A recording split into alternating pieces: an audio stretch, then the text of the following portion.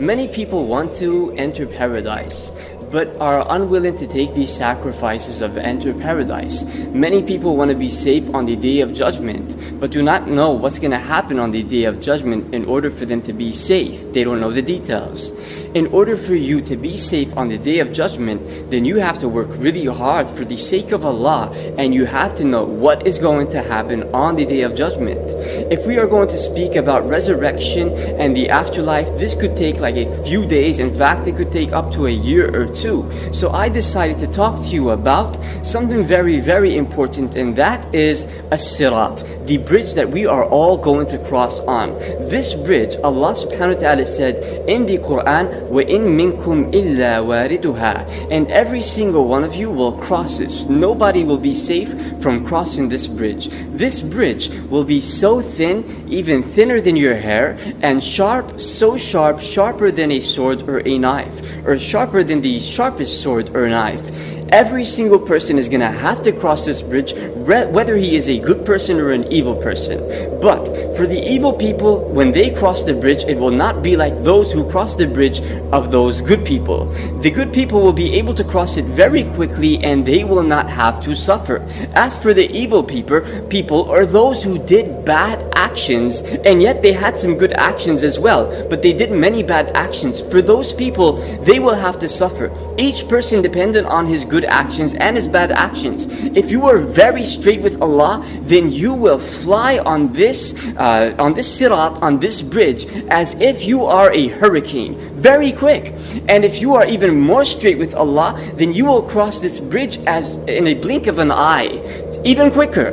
But if you aren't straight with Allah, then you will have to walk on this bridge.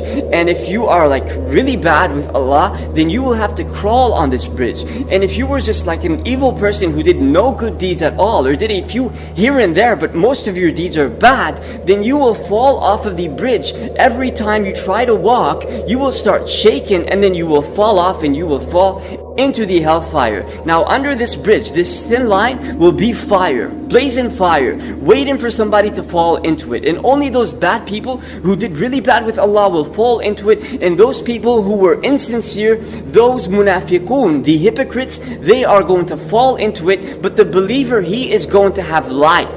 His light is going to shine, and it's going to allow him to walk on that day over the sirat very fast.